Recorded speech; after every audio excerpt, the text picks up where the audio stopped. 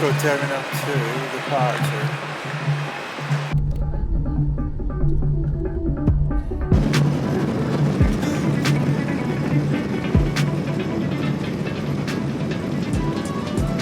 And we are in Taksim Square, Istanbul, the end of April.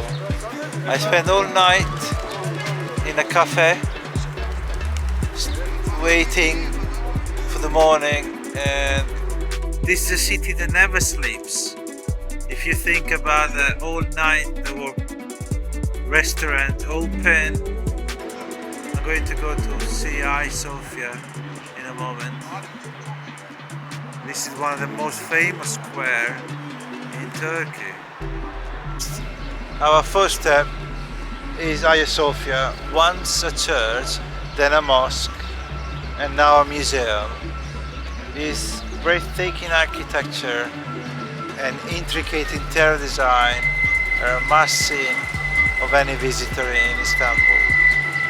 And here we are in Sultanahmet, where Hagia Sophia is based on. As you can see, there are thousands of people waiting to get into Hagia Sophia, and on the other side we have the Blue Mosque. First name of the city was Byzantine. It was a Greek city-state. Byzantium, it was a Greek city-state. To read the history, there are a lot of attack and siege, because location of the city, it is very strategic.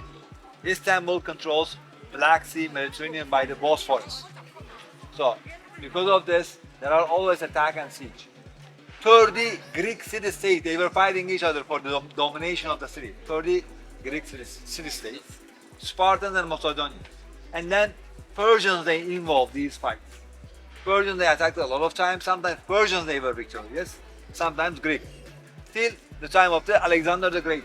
Alexander the Great, he combined all forces of the Greeks, Macedonians and Spartans.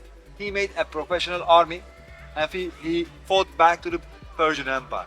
Although Persian Empire, it was like 3-4 times bigger than that. So he defeated Persians several times, and he conquered a lot of places. Yeah.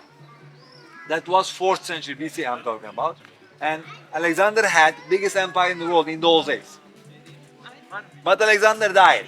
Most of historians, they agree that he was poisoned by his generals. Because the targets, the achievement that Alexander had, it was very heavy for the soldiers.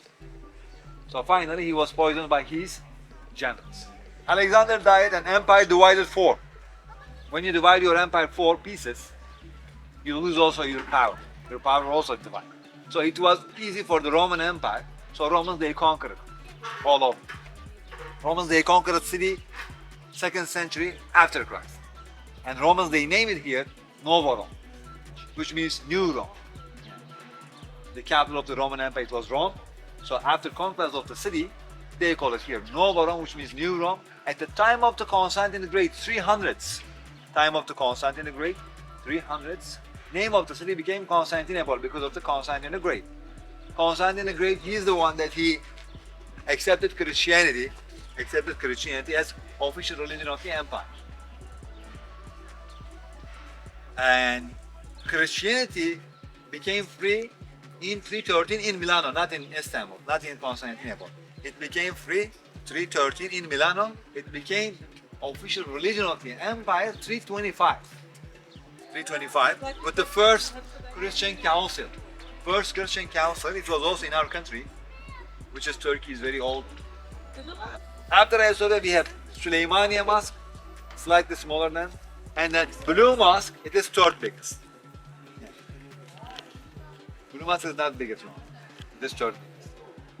We have a mosque in another city, we call it Edirne, 2nd capital of the Ottoman Empire. Edirne, the name is coming from Hadrian. In Turkish we say Hadrian. Hadrian became Edirne. Take the H, when you take the H, it is Edirne.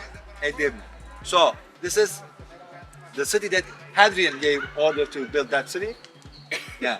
Ottomans, they conquered the city and they had that city as a capital. So today in Edirne we have one mosque. And this mosque is biggest in the country when we consider the age. slightly bigger than Hagia Sophia, even slightly bigger than Hagia Sophia. Is quite a remarkable mosque. There used to be a museum, now it's a mosque. It's a functional mosque. So they pray here 5 times a day. We are at the Blue Mosque in Istanbul. Let's have a look around.